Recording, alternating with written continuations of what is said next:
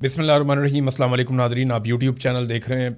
मैं इमरान खान हूँ। नाकाबंदी वाला आइडिया लगभग फ्लॉप हो गया अमेरिका का, और इसके ऊपर भी रद्द-ए-अमल बहुत सख्त आया।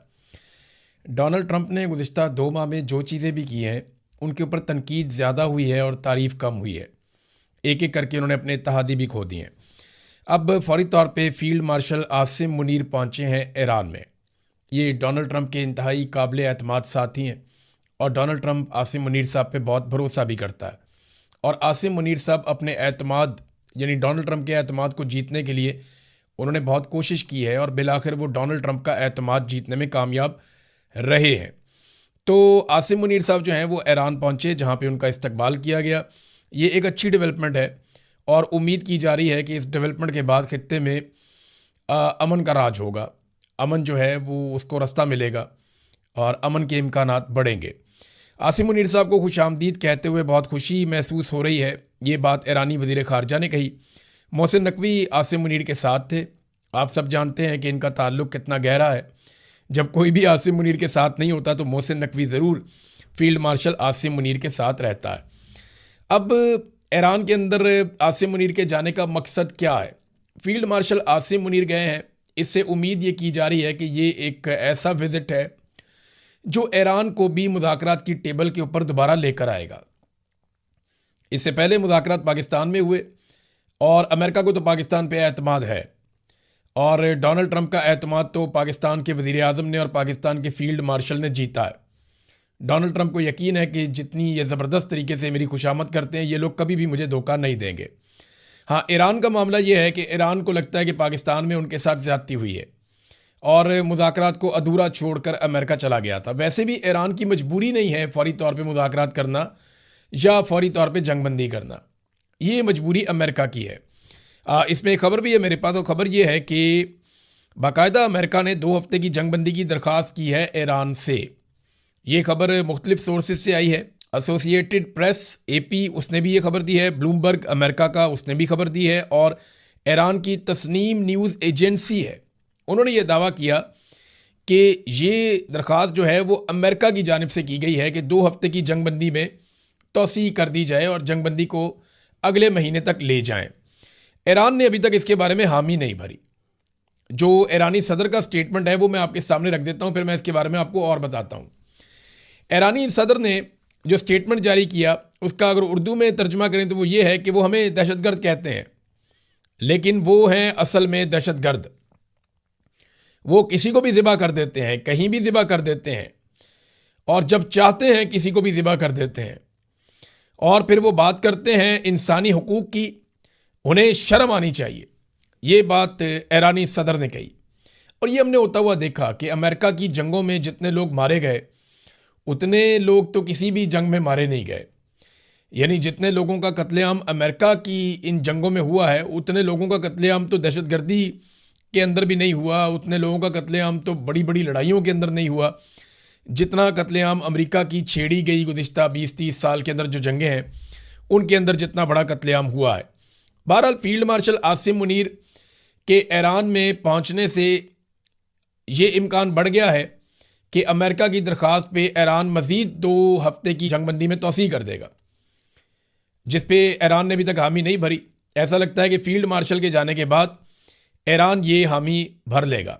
नाकाबंदी वाला आइडिया फ्लॉप हो गया। वजह यह है कि चाइना के अब जहाज़ कैसे रोकें, जो ताकतवर ममालिक हैं उनके जहाज़ कैसे रोकें, और जो दोस्त ममालिक हैं अमेरिका के जिनके साथ अमेरिका के काफ़ी अच्छे ताल्लुकात हैं उनके जहाज़ कैसे रोके जाएं। अगर खाली ईरानी जहाज़ आपने रोकने हैं तो वो तो आपने बड़े अरसे से पाबंदियाँ लगाई हुई हैं ईरान के ऊपर, और उनके जहाज़ आप रोक लेंगे वो बाकियों के रोक लेंगे, तो नुकसान तो पूरी दुनिया का हो जाएगा। तो ये आइडिया कोई इतना कामयाब नहीं था कि बाहर से हम नाकाबंदी कर लेते हैं, तुम अंदर से कुंडी लगाओ हम बाहर से कुंडी लगाते हैं, इसका कोई इतना फ़ायदा नहीं हुआ। लेकिन जंगबंदी में अब ये सहूलतकारी जो पाकिस्तान कर रहा है अमेरिका के लिए, क्योंकि देखें जंगबंदी की ज़रूरत अमेरिका को है। अगर आप अमेरिका के मीडिया को उठाकर देखें तो जितना भी अमेरिका का मीडिया है वो सारा ये कह रहा है कि अमेरिका ये जंग हारा है, अमेरिका को नुकसान हुआ है, अमेरिका डैमेज हुआ है।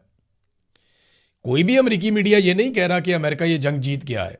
बज़ाहिर जो इंटरनेशनली अमेरिकन मीडिया के अंदर रिपोर्टिंग हो रही है उसमें अमेरिका पे तनकीद हो रही है कि अमेरिका इस जंग को ना सही लड़ पाया और ना इस लड़ाई को जीत पाया। ना उनके मकासद पूरे हुए। और दुनिया भर में सबका ये मानना है कि ईरान ने अपनी कैपेसिटी से बेहतर जंग लड़ के दुनिया में अपना मुकाम बनाया और ईरान इस जंग का विनर है, फातेह है। अब जो फातेह है उसको तो जंगबंदी की ज़रूरत नहीं होती ना।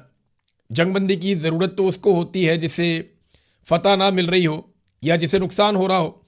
तो अमेरिका को टाइम चाहिए अपने इत्तेहादियों को इकट्ठा करने के लिए। वो बार बार टाइम लेते हैं लेकिन इत्तेहादी उनके काबू नहीं आ रहे।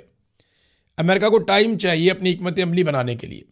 और दूसरा, अमेरिका को एक और टाइम भी चाहिए कि अगर ये मामला डिफ्यूज़ करना है तो फिर भी उनको टाइम चाहिए। अब वो दोबारा मुज़ाकरात करने के लिए बैठना चाहते हैं। पाकिस्तान के अंदर ये मुज़ाकरात होंगे, इसका कवी इम्कान है, और आने वाले दिनों में ये मुज़ाकरात दोबारा से इस्लामाबाद में हो सकते हैं। अमेरिकन की जानिब से तो हाँ आ चुकी है। अब फील्ड मार्शल के ईरान में जाने के बाद इस बात के कवी इम्कान आते हैं कि फौरी तौर पे ईरान की जानिब से भी हाँ आ सकती है और फिर इस्लामाबाद के अंदर दोबारा से मुज़ाकरात हों। अमेरिकन को इस बात का आइडिया हो गया एक मरतबा ईरानियों के साथ बैठने के बाद कि क्योंकि देखें ना, ईरानियों से अमेरिकन ने डायरेक्ट बात ही नहीं की, कई दहाइयाँ हो गई हैं। अमेरिकन सिर्फ बस अपने बयान जारी करते थे। अब जब टेबल पे उनके साथ बैठे हैं तो उनको कैपेसिटी का अंदाज़ा हुआ है कि ईरानियंस कितने ज़हीन लोग हैं और वो कितनी तैयारी के साथ आए थे। उनके पास एक एक सवाल का जवाब और डॉक्यूमेंट मौजूद था, जबकि अमेरिकन की वैसी तैयारी नहीं थी। वो एक्सपोज हुए वहाँ पे और ये चीज़ें अब रफ्ता रफ्ता रिपोर्ट भी हो रही हैं। तो ऐसे में अमेरिकन को ज़्यादा तैयारी के साथ ईरानियों के सामने मुज़ाकरात में बैठना पड़ेगा। पाकिस्तान वही रोल प्ले करेगा जो पाकिस्तान ने पहले भी किया था। अब 2 हफ्ते की जंगबंदी में तोसी हो जाती है तो इसका बड़ा फ़ायदा हो जाएगा। लेकिन साथ में एक बात याद रखिएगा कि गल्फ में इस वक्त तेल की दुकान बंद है और अमेरिका ने अपनी तेल की दुकान, क्या पूरा डिपार्टमेंटल स्टोर खोला हुआ है वहाँ पे, और वो सबको दावत दे रहा है कि आओ और आकर यहाँ से तेल लेकर चले जाओ। इस वक्त पाकिस्तानी फ़ौज सऊदी अरब में पहुंची है। पाकिस्तान का वज़ीर आज़म और पाकिस्तान का वज़ीर ख़ारजा भी सऊदी अरब में है। शहबाज शरीफ एक लंबा चौड़ा वफद लेकर सऊदी अरब गए हैं और पूरा तैयारा भर के ये लोग सऊदी अरब पहुंचे। और वहाँ पे अब लाजमी बात है $3 अरब लेने हैं सऊदी बादशाह से, क्योंकि पैसे वापस करने हैं यूएई के, वरना खुदा न खास्ता पाकिस्तान डिफ़ॉल्ट कर सकता है। तो फिर सऊदी अरब की सारी बातें भी माननी पड़ेगी। काश फ़लस्तीनियों के पास भी $5 अरब होते, उनके साथ भी कोई दिफाई मुआहदा करता। मस्जिद अक्सा की हिफाजत के लिए भी इसी तरह कस्में खाई जाती हैं। काश इसी तरह पाकिस्तान की या किसी भी मुल्क की एयरफोर्स और फ़ौजी जो है वो मजलूम निहत्ते फ़लस्तीनियों की हिफाजत के लिए भी मौजूद होते। बोर्ड ऑफ पीस के तहत नहीं, डोनाल्ड ट्रंप की सरबराही में नहीं, बल्कि उनकी हिफाजत के लिए, जो एक इंसानियत के नाते भी किया जाना चाहिए था। आज मगरबी ममालिक आवाज़ उठा रहे हैं गज़ा के मुतासरीन के लिए और पाकिस्तान से बढ़कर उठा रहे हैं। आज वो ममालिक जो मुसलमान ममालिक नहीं हैं वो भरपूर तरीके से जुल्म, फस्तायत और जबर के ख़िलाफ़ आवाज़ उठा रहे हैं। जो एक जंगी जराइम किए जा रहे हैं इसराइल की जानिब से, उसके ख़िलाफ़ आवाज़ उठा रहे हैं और पाकिस्तान वैसे आवाज़ नहीं उठा पा रहा। काश फ़लस्तीनियों के पास भी $5 अरब होते तो हम एक मुआहदा मस्जिद अक्सा के लिए भी करते और हम उनकी हिफाजत की भी जिम्मेदारी वैसे ही लेते जैसी हम सऊदी अरब की हिफाजत की जिम्मेदारी ले रहे हैं या जैसी हमसे तवक्को की जा रही है। हमारी फ़ौज ऐसे ही वहाँ पे भी पहुँच जाती। मामला लगता है पैसे का ही है और सारा खेल पैसे का है। जितनी लड़ाइयाँ हैं, जंगें हैं, सारी पैसे की हैं। तुर्की के सदर तैयब उर्दगान ने एक स्टेटमेंट दिया है। उन्होंने कहा जी कि अमेरिका ईरान जंगबंदी से इसराइल जो है वो नाखुश है और इसराइल कोशिश कर सकता है कि जो मुज़ाकराती अमल है वो सबोताज हो जाए और उसको इस बात की इजाज़त नहीं देनी चाहिए। रजब तैयब उर्दगान ना अमेरिका के बारे में कोई बात कर रहे हैं, ना ईरान के बारे में कुछ बात कर रहे हैं, वो लगातार इसराइल के बारे में बात कर रहे हैं और वो ये कह रहे हैं ये आग इसराइल की लगाई हुई है, नेतन्याहू इसके लिए ज़िम्मेदार है, लिहाजा यहाँ पे काबू करो। वो बार बार असल मसले की तरफ निशानदेही कर रहे हैं और रजब तैयब उर्दगान ने अपना टारगेट बिल्कुल सीधा रखा हुआ है और यही एक वजह है कि तुर्की इन मुज़ाकरात को होस्ट नहीं कर पाया, क्योंकि इसराइल को इस पर एतराज़ हो सकता था। देखिए, ये मुज़ाकरात उस मुल्क में होने थे जिस पे इसराइल को भी एतराज़ ना होता, ईरान को भी एतराज़ ना होता और अमेरिका को भी एतराज़ ना होता। तो पाकिस्तान ने इस तरीके का तर्ज अमल रखा है कि आज इसराइल को भी पाकिस्तान को इतना ख़तरा या कोई बुरा नहीं लगता, ना अमेरिका को और ईरान के मामला जो है वो आपके सामने, मैं पहले ही आपको एक वीलॉग में बता चुका हूं। लिहाजा ये मुज़ाकरात दोबारा पाकिस्तान में ही होंगे और डोनाल्ड ट्रंप किसी और को क्रेडिट देगा नहीं। अच्छा, अगर किसी को ये लगता है ना कि ये हतमी तौर पे मुज़ाकरात में कोई नतीजा निकलेगा और ईरान को बहुत सारा कुछ मिल जाएगा, तो मेरे ख्याल में ये इस वक्त एक गलत फहमी है। ये मेरी ज़ाती राय है, ये गलत भी हो सकती है, लेकिन मुझे ऐसा लगता है कि मुज़ाकरात होते भी रहेंगे ना तो हतमी शक्ल इसको मुकम्मल तौर पे नहीं दी जा सकेगी। उसकी वजह यह है कि ईरान को बहुत कुछ ऐसा देना पड़ जाएगा फौरी तौर पे जिससे ईरान तरक्की करेगा और आगे बढ़ेगा। वो ईरान को देना नहीं चाहेंगे और चीज़ों को लिंगर ऑन करेंगे। ये मामला अभी लंबा चलेगा और इस मामले के ऊपर नज़र रखेंगे, आपके साथ शेयर भी करते रहेंगे। अब आ जाए नाज़रीन, कुछ बड़ी अहम खबरें हैं मेरे पास, मैं आपके साथ शेयर करना चाहता हूँ पाकिस्तान तहरीक इंसाफ के हवाले से। इमरान खान साहब की बहनों में और पाकिस्तान तहरीक इंसाफ में एक जंग चल पड़ी है। इमरान खान साहब की बहनों पे कभी कोई इल्ज़ाम लगाता है, कभी कोई उठता है वो इल्ज़ाम लगाता है, कभी कोई और उठता है वो उनके ऊपर भड़क पड़ता है। तो इमरान खान की फैमिली को बार बार निशाना बनाया जाता है। मैं ये नहीं कह रहा कि इमरान खान साहब की फैमिली ने जो बात की वो जायज़ है या उनके खिलाफ जो बात की गई वो बिल्कुल नाजायज़ है, लेकिन मैं आपको कुछ दिखाता हूँ और सुनवाता हूँ। ये आप सिर्फ सुने, आपको आइडिया हो जाएगा। समझने की वजह से कहा है और अफसोसनाक है और बिल्कुल मैं इस जुमले को रद्द करता हूँ। सर ये बताइएगा सर, कि जो इस वक्त क़यादत है वो इस वक्त अपने ओहदों के साथ इंसाफ नहीं कर रही और साथ मैं लानत भेजता हूँ हर ओहदे पर।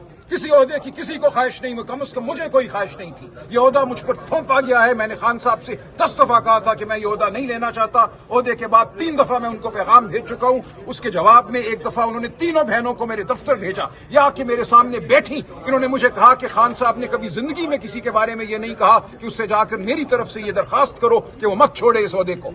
इसलिए सिर्फ मैं इस ओहदे पर कायम हूँ। एक लम्हे के लिए भी मैं ये ओहदा नहीं रखना चाहता और मैं अपना इस्तीफा फिर भिजवाऊंगा खान साहब को। मैं छोड़ इसलिए नहीं सकता कि खान साहब ने एक जिम्मेदारी मुझ पर डाली है। मेरी ये ख्वाहिश है कि अगली मीटिंग जब उनसे होती है तो मेरी ख्वाहिश उन तक पहुंचाई जाए और मैं ख्वाहिश करूंगा कि वो मेरी बात को माने। तो नादरीन, ये आपने सुना सलमान अकरम राजा साहब को, कितने जज्बाती और गुस्से में बात कर रहे थे। मेरा एक सादा सा सवाल है कि क्या सलमान अकरम राजा साहब इन्हीं जज्बात के साथ पाकिस्तान में जालिमों के सरगना के खिलाफ बात कर सकते हैं? क्या इसी तरीके से जो इमरान खान साहब की बिनाई ज़ाया करने वाले या इमरान खान साहब को कैद तन्हाई में डालने वाले, इन सारी चीज़ों के लिए आसिम मुनीर साहब जिम्मेदार है ना? क्या उनको भी इसी अंदाज में, इसी लहजे में चैलेंज किया जा सकता है? अगर वहां नहीं किया जा सकता तो मैं ये नहीं कह रहा कि इमरान खान की बहनें ठीक कर रही हैं, लेकिन आप उनकी सिचुएशन को नहीं समझ रहे। अपने भाई के लिए आवाज़ उठाना सियासत नहीं होती। अब बजाय इमरान खान साहब की बहनों का तहफ़्फ़ुज़ करने के या उनका दिफा करने के, पाकिस्तान तहरीक इंसाफ ही उन पर इल्ज़ाम लगाना शुरू हो जाती है।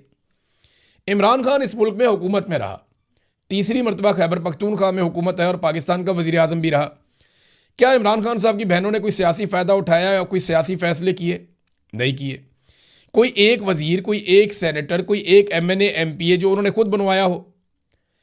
देखें, उनका मसला है कि वो इमरान खान को आज़ाद देखना चाहती हैं, बस इतना सा मामला है। उन्हें तकलीफ होती है जब वो अपने भाई के नाम पर इक़्तिदार हासिल करने वालों को शानदार ज़िंदगी गुजारते हुए देखती हैं। इस वक्त जब उनका भाई जेल में है, नाबीना हो रहा है, वहां पे कैद तन्हाई में पड़ा हुआ है, वहां पे उस वक्त उन्हें तकलीफ होती है, वो उसके ऊपर रद्द-ए-अमल देती हैं। देखिए, आपकी तनकीद जायज़ हो सकती है इमरान खान की बहनों पे, क्योंकि उनको सियासत का पता ही नहीं है, ना वो सियासतदान है, मगर इन दीवानी बहनों को माफ़ कर देना चाहिए, क्योंकि ये मजबूर हैं, बेबस हैं, बेचारी अपने भाई के लिए आवाज़ उठा रही, उन्हें और कुछ समझ नहीं आ रही। उनका भाई अंदर है और उसकी आंख ज़ाया हो रही है। ज़रा एक लम्हे के लिए अपने आप को उस जगह पे रखें तो आपके शिकवे शिकायतें, आपको शर्म आएगी कि आप ऐसे शिकवे और शिकायतें उनसे कैसे कर सकते हैं। ये पाकिस्तान की मिलिट्री एस्टेब्लिशमेंट तो ये जुल्म कर सकती है क्योंकि उनको किसी रिश्ते का पास नहीं होता, लेकिन जो दिल वाले लोग हैं उन्हें ये बात समझनी चाहिए कि ये बुजुर्ग खवातीन है, बड़ी उम्र की खवातीन है, उनका एक अकेलौता भाई है और उस भाई के साथ जो जुल्म और जबर हो रहा है वो उसके खिलाफ सिर्फ आवाज़ उठाना चाहती है। जब वो इमरान खान की वफादारी के नाम के ऊपर बहुत सारे वोट लेकर इक़्तिदार में पहुंचने वाले लोगों को देखती हैं कि वो शानदार ज़िंदगियां गुजार रहे हैं, उन्हें तकलीफ होती है, वो उस पर रद्द-ए-अमल देती हैं। तो उन्हें माफ़ कर दीजिए, उन्हें माफ़ कर दीजिए, उनके खिलाफ इतना सख्त मत बोलिए। देखें, इससे कोई फ़ायदा नहीं होगा किसी का, इसके उल्टा नुकसान हो जाएगा। इससे एस्टेब्लिशमेंट का फ़ायदा होगा। एस्टेब्लिशमेंट को ये लगेगा कि हम जो नहीं कर पा रहे थे वो अब हो पाया और अब वो हो रहा है। देखिए, इंडिया पाकिस्तान की जब लड़ाई हुई थी तो पाकिस्तान तहरीक इंसाफ ने और इमरान खान ने पूरा साथ दिया था पाकिस्तानी फौज का और भारत के खिलाफ खुलकर सामने आए थे, जिसका शुक्रिया भी अदा किया गया। लेकिन लड़ाई के बाद पाकिस्तान तहरीक इंसाफ के खिलाफ जुल्म की चक्की को मजीद बढ़ा दिया आसिम मुनीर साहब ने।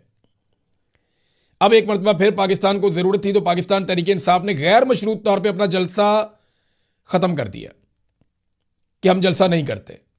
लेकिन क्या इसके बदले में मौजूदा हुकूमत ने उन्हें जलसे की इजाजत दी किसी दूसरी तारीख में कि आप इस तारीख को कर लें आकर जलसा?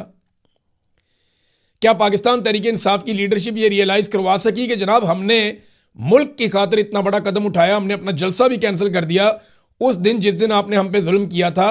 अब आपकी बारी है कि अब आप जो है वो भी पाकिस्तान की खातिर आगे बढ़े और कम से कम इमरान खान की मुलाकातें तो खोलें। लेकिन पाकिस्तान तहरीक इंसाफ की लीडरशिप वो भी नहीं कर सकी। जलसा कैंसिल करना अच्छी बात है, मगर क्या उन्होंने हुकूमत से भी ऐसे ही जेस्चर का मुतालबा किया? तो दिखाई तो नहीं दे रहा। सुहेल अफरीदी अभी तक इस निज़ाम को एक भी चैलेंज नहीं दे पाए। इस निज़ाम को सुहेल अफरीदी से अब तक किसी किस्म की कोई मुश्किल पेश नहीं आई और यह बात रिकॉर्ड पे रखनी चाहिए, क्योंकि लगभग 6 माह हो गए हैं सुहेल अफरीदी को इक़्तिदार में आए हुए। अब तक मौजूदा निज़ाम को सुहेल अफरीदी साहब ने किसी किस्म का ऐसा चैलेंज नहीं किया जिससे निज़ाम को खौफ पैदा हो या निज़ाम की टांगें कांपे। ऐसा कुछ नहीं किया उन्होंने। यानी छोटी छोटी रैलियां निकाली हैं मगर कोई बड़ी स्ट्रीट मूवमेंट वो नहीं बना पाए। इमरान खान साहब के जो अहकामात हैं उनके मुताबिक तो मामला हुआ नहीं। जो इमरान खान रिहाई मूवमेंट है वो शुरू की गई, लेकिन वो कहाँ पहुंची, उसका क्या बना, वो आज कहाँ खड़ी है, कितने लोग उसके अंदर शामिल हुए, कोई चीज़ नहीं बताई गई। तो एक लगातार अजीबोगरीब सिचुएशन है पाकिस्तान तहरीक इंसाफ में। और ऐसे में मुझे ऐसा लगता है सिर्फ इमरान खान की बहनें ही हैं जो अब इस वक्त उसके लिए खड़ी हैं। बाकी सारे लोग शायद ज़हनी तौर पे ये मान चुके हैं कि इमरान खान साहब की जो मुज़ाहमत की पॉलिसी है